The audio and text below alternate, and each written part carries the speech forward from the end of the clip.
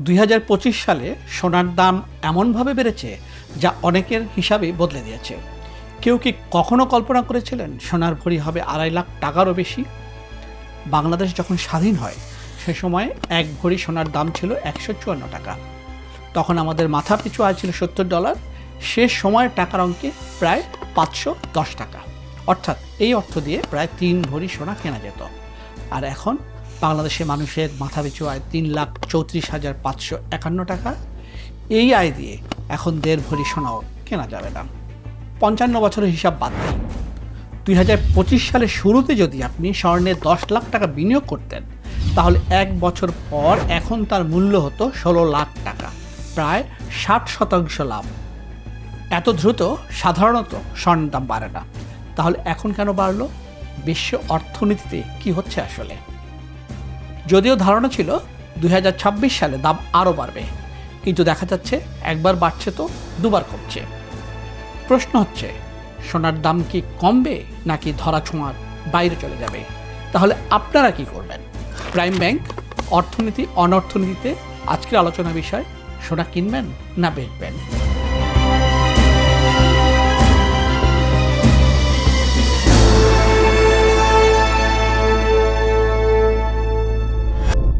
স্বর্ণের দাম বাড়ার মূল কারণ মানুষের আস্থা। মানুষ যখন কাগজে টাকা, ব্যাংক বা আর্থিক ব্যবস্থার উপর আস্থা হারাতে শুরু করে, তখন সোনা কেনে।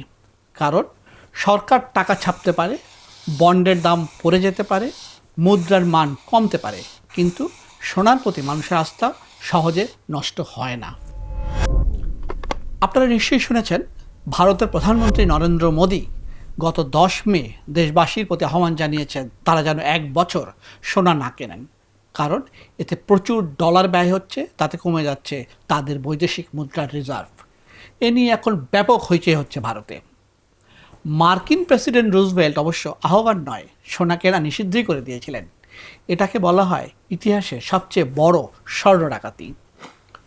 1930-এর দশকে মহামন্দার সময় যুক্তরাষ্ট্রে ভয়াবহ আর্থিক সংকট দেখা দেয়। ব্যাংক বন্ধ হয়ে যায়, মানুষ চাকরি হারায়, অর্থনীতি ভেঙে পড়ে। তখন মানুষ সোনা কিনতে শুরু করেছিল, ফলে সোনার দাম অনেক বেড়ে যায়। তখন ডলার ছাপতে হলে সরকারকে সোনা সংরক্ষণ করতে হতো, অর্থাৎ সরকার যদি $1 ছাপাতো, তার বিপরীতে ব্যাংকে 40 সেন্ট মূল্যে সোনা রাখতে হতো। ভয়াবহ সেই পরিস্থিতি সামাল দিতে 1933 সালে 5 এপ্রিল মার্কিন প্রেসিডেন্ট ফ্র্যাঙ্কলিন ডি রুজভেল্ট এক নির্বাহী আদেশে মার্কিন নাগরিকদের ব্যক্তিগত সোনা বাজেয়াপ্ত করেছিলেন। ফলে সব স্বর্ণ সরকারকে দিয়ে দিতে হয়। এরপর রুজভেল্ট 1 আউন্স সোনার দাম $20 থেকে বাড়িয়ে $35 করে দেন, অর্থাৎ এক ধাক্কায় সোনার দাম বাড়ানো হয় 69%। সে সময় সরকার 3,600 টনের বেশি সোনা বাজেয়াপ্ত করেছিল। মজার ব্যাপার কি জানেন? 1974 সালের 31 ডিসেম্বর পর্যন্ত মার্কিন নাগরিকেরা কোনো স্বর্ণ কিনতে পারতেন না। প্রেসিডেন্ট ফোর্ড সেই নিষেধাজ্ঞা উঠিয়ে দেন। এরপর মার্কিন নাগরিকেরা আবার ব্যক্তিগতভাবে সোনা রাখা ও কেনাবেচার অধিকার পান। যা হোক, এরপরে আবার সোনার দাম বাড়ে 1970-এর দশকে এসে। যুক্তরাষ্ট্র তখন ভিয়েতনাম যুদ্ধ, সামাজিক কর্মসূচি সহ নানা কারণে বিপুল অর্থ খরচ করছিল। তাতে মূল্যস্ফীতি খুব বেড়ে যায়। নগদ টাকা ধরে রাখলে তার মূল্য কমে যাবে, এই ভয়ে মানুষ আবার সোনার দিকে ঝুঁকে। 1971 সালের 15 আগস্ট বিশ্বের আর্থিক ইতিহাসে একটি গুরুত্বপূর্ণ দিন। প্রেসিডেন্ট নিক্সন ওই দিন টেলিভিশনে এসে হঠাৎ ঘোষণা দিলেন যে এখন থেকে ডলার ছাপতে এর বিপরীতে সোনা রাখার বাধ্যবাধকতা আর থাকবে না। আসলে তখন তাদের হাতে যত স্বর্ণ ছিল তার চেয়ে অনেক বেশি ডলার চেপে তারা বাজারে ছেড়েছিল। ফলাফল কী হয়েছিল? এর ফলে স্বর্ণের দাম $35 থেকে লাফিয়ে $850 উঠে যায়। 1974 সালে ডলার দিয়ে তেল কিনতে সৌদি আরবের সঙ্গে যুক্তরাষ্ট্র যে চুক্তি করেছিল তাকে বলা হয় পেট্রোডলার ব্যবস্থা। হেনরি কিসিঞ্জারের এই এক কৌশলের কারণে ডলার আবার বিশ্বের সবচেয়ে শক্তিশালী মুদ্রায় পরিণত হয়। এই অবস্থা ভালোই চলছিল। তারপর 2008 সালে আবারও দেখা দেয় অর্থনৈতিক সংকট। এ সময় যুক্তরাষ্ট্র নতুন এক ব্যবস্থা তৈরি করলো, এর নাম দিল কোয়ান্টিটেটিভ ইজিং। এই ব্যবস্থায় কেন্দ্রীয় ব্যাংক নতুন অর্থ তৈরি করে বাজার থেকে সরাসরি বন্ড কেনে। এতে বাজারে অর্থ সরবরাহ বাড়ে, সুদ কমে, ঋণ নেওয়া সহজ হয়। অতিরিক্ত এই মুদ্রা সরবরাহের কারণে কমে গেল অর্থের মান ও সুধার। মানুষ আবারও আস্থা হারালো, আর স্বর্ণের দাম $800 থেকে $1900 উঠে গেল। 2020 সালে করোনা ভাইরাস মহামারীর সময় অর্থনীতিকে বাঁচাতে মার্কিন ফেডারেল রিজার্ভ বা ফেড সহ বিশ্বের কেন্দ্রীয় ব্যাংকগুলো আবার বিপুল অর্থ বাজারে আনে। এর প্রভাব পড়ে শেয়ার বাজারে, ক্রিপ্টোকারেন্সির দাম বেড়ে যায়, সোনার দামও বৃদ্ধি পায়।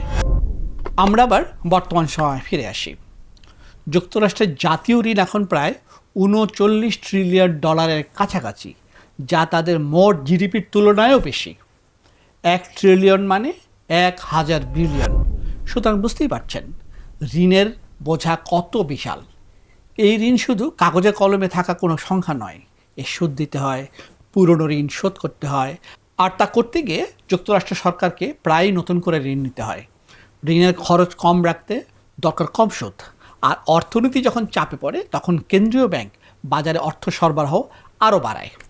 এই অবস্থায় অনেকে এখন মনে করছেন এ কারণে ভবিষ্যতে ডলারের মূল্য কমে যেতে পারে। তাই তারা ডলারের বদলে সোনা কিনছেন, অর্থাৎ ডলার গুরুত্ব হারাচ্ছে।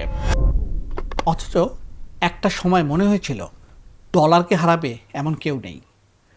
1979 সালে প্রখ্যাত মার্কিন রাষ্ট্রবিজ্ঞানী ফ্রান্সিস ফুকুইমা বলেছিলেন, মানব সভ্যতা ইতিহাসের সমাপ্তিতে পৌঁছে গেছে, কারণ তখন ঠান্ডা যুদ্ধ শেষ হচ্ছিল, সোভিয়েত ইউনিয়ন ভেঙে পড়ার পথে ছিল, যুক্তরাষ্ট্র হয়ে উঠেছিল একক বৈশ্বিক শক্তি।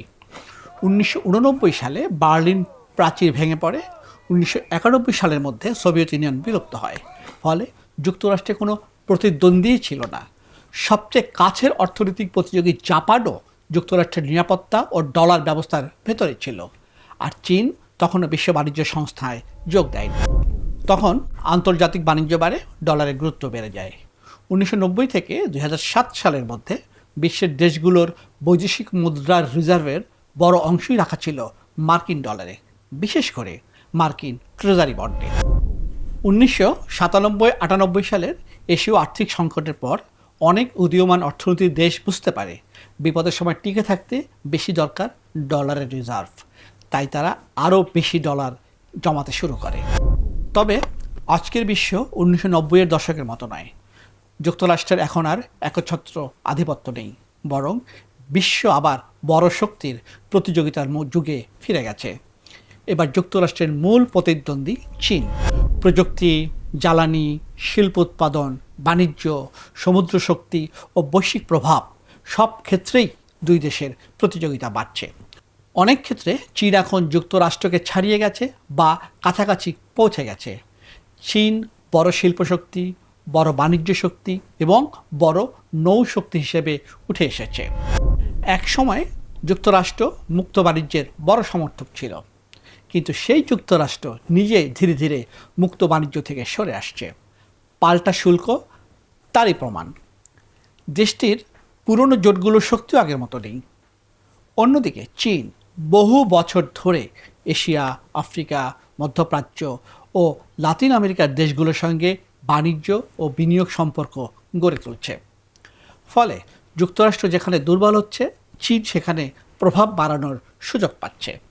আগে বিশ্ব বাণিজ্য ও নিরাপত্তা ব্যবস্থায় যুক্তরাষ্ট্রের বড় ভূমিকা ছিল, বিশেষ করে সমুদ্রপথ নিরাপদ রাখা এবং মিত্র দেশগুলোকে সুরক্ষা দেওয়ার দায়িত্ব অনেকটাই যুক্তরাষ্ট্র নিত। কিন্তু এবার ইরান যুদ্ধের প্রেক্ষাপটে হরমুজ প্রণালী বন্ধ হওয়া এবং উপসাগরীয় দেশগুলোতে হামলা প্রমাণ করেছে যে যুক্তরাষ্ট্র আগের মতো নিরাপত্তা দিতে পারছে না। মুক্ত বাণিজ্য নয়, যুক্তরাষ্ট্র এখন নিজ দেশে শিল্প ফিরিয়ে আনতে চাইছে। আর এশিয়া ও উপসাগরীয় অঞ্চলের অনেক দেশ বুঝছে জ্বালানি ও নিরাপত্তার জন্য এখন যুক্তরাষ্ট্রের উপর নির্ভর করা ঝুঁকিপূর্ণ।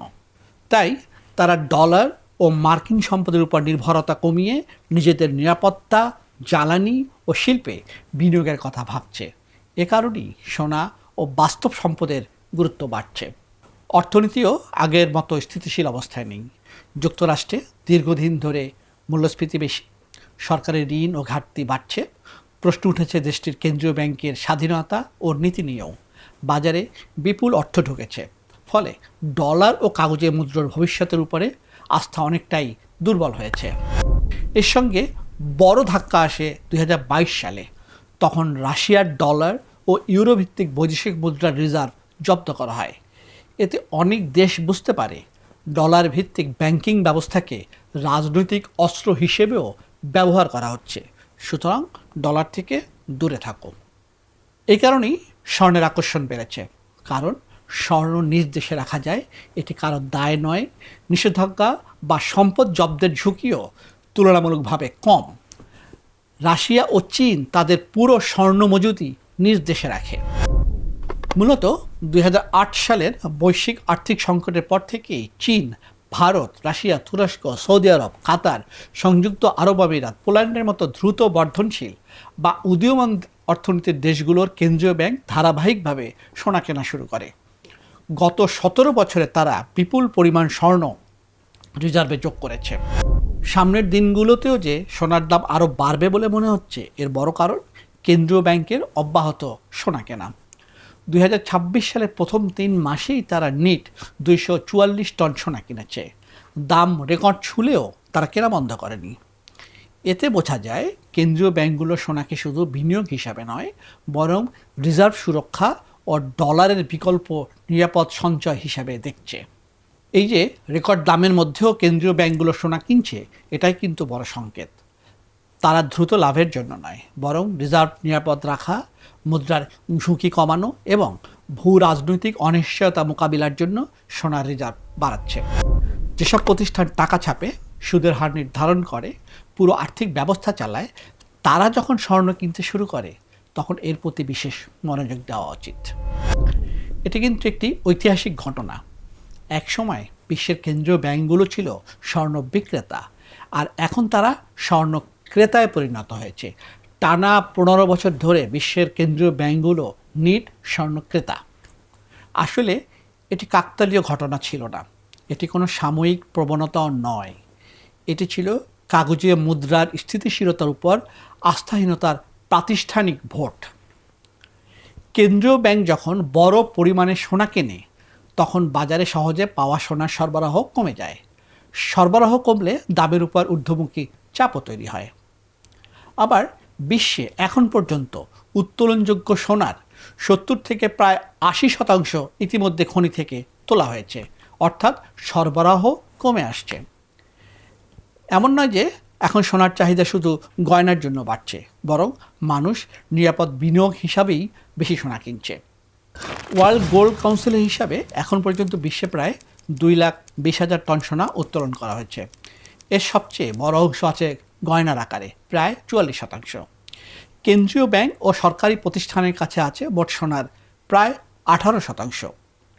বিনিয়োগের জন্য বার ও কয়েন হিসাবে রাখা আছে প্রায় 21%। আর শিল্প, প্রযুক্তি ও অন্যান্য কাজে ব্যবহৃত হয় প্রায় 10% সোনা। আগেই বলেছি 2025 সালে সোনার দাম অস্বাভাবিকভাবে বেড়েছিল। ওয়ার্ল্ড গোল্ড কাউন্সিলের তথ্য অনুযায়ী ওই বছর সোনার বৈশ্বিক চাহিদা রেকর্ড পর্যায়ে যায়। বিনিয়োগের জন্য সোনা কেনাও অনেক বেড়ে যায়। এর ফলে সোনার দাম 64% বেড়ে প্রথমবারের মতো আউন্স প্রতি $5,300 ওপরে ওঠে। 2026 সালে সোনার দামে কিছুটা সংশোধন হয়। জানুয়ারিতে দাম রেকর্ড উচ্চতায় উঠলেও পরে কিছুটা কমে আসে। তবে প্রথম প্রান্তিকে সোনার গড় দাম ছিল আউন্স প্রতি $4,873, যা এখনও অনেক উঁচু পর্যায়ে রয়েছে। আসলে 2025 সালে সোনার দাম অনেক বেড়েছিল। তখন যুদ্ধ, অনিশ্চয়তা ও ভয় থেকে অনেকেই সোনা কিনেছিলেন, কিন্তু তাদের অনেকেই স্বল্প মেয়াদী বিনিয়োগকারী।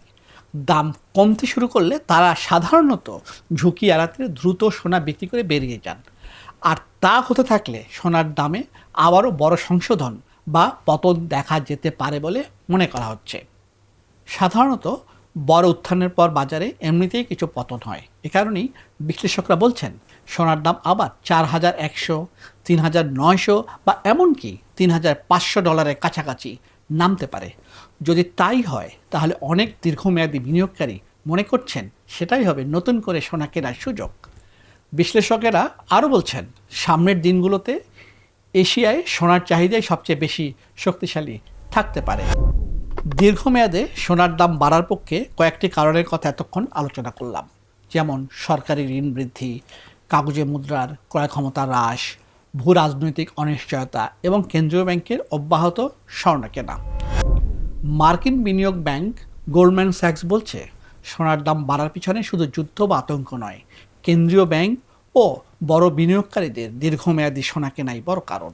তারা বলছে 2026 সালের শেষ নাগাদ সোনার দাম আউন্স প্রতি $5,400 যেতে পারে। আমরা জানি 1 আউন্স হচ্ছে 2.67 ভরির সমান। আবার সুইজারল্যান্ড ভিত্তিক ইউবিএস বলছে সোনার দাম $6,200 পর্যন্ত যেতে পারে। তাদের সবচেয়ে আশাবাদী পূর্বাভাস $7,200। ফ্রান্সের সোসিয়েতে জেনারেলও মনে করছে সোনার দাম $6,000 পৌঁছাতে পারে। ওয়ার্ল্ড গোল্ড কাউন্সিলের ধারণা, কেন্দ্রীয় ব্যাংক ও বড় বিনিয়োগকারীদের চাহিদা শক্তিশালী থাকলে দীর্ঘমেয়াদে সোনার দাম আসলে আরও বাড়তে পারে। মূলত কেন্দ্রীয় ব্যাংকগুলো যত বেশি সোনা কিনবে এর দাম ততই বাড়বে। স্বর্ণের দাম নিয়ে জার্মানির ডয়েচে ব্যাংক আগামী 5 বছর সময় ধরেও একটি গবেষণা করেছে। তারা মনে করে বর্তমান অবস্থা চলতে থাকলে কেন্দ্রীয় ব্যাংকের বৈশ্বিক রিজার্ভে সোনার অংশ 40% যাওয়া অস্বাভাবিক নয়। আর যদি তাই হয় তাহলে আগামী 5 বছরে সোনার দাম আউন্স প্রতি $8,000 যেতে পারে, এমনকি $10,000 হতে পারে। তবে এজন্য ডলারের উপর আস্থা আরও কমতে হবে। মনে রাখতে হবে, ডলার এখনও বিশ্বের প্রধান রিজার্ভ মুদ্রা, তবে সোনা দ্রুত জায়গা করে নিচ্ছে। তাই সোনার দাম $10,000 যাবে কি না এই প্রশ্নের উত্তর লুকিয়ে আছে বিশ্ব অর্থনীতির আস্থা, সরকারের ঋণ বৃদ্ধি, ডলারাইজেশন বা ডলারের আধিপত্য কমানো, কেন্দ্রীয় ব্যাংকের রিজার্ভ এবং বৈশ্বিক ক্ষমতার ভারসাম্যের পরিবর্তনের মধ্যে। প্রাইম ব্যাংক অর্থনীতি অনর্থনীতি থেকে আজ বিদায় নিচ্ছি। আবার দেখা হবে।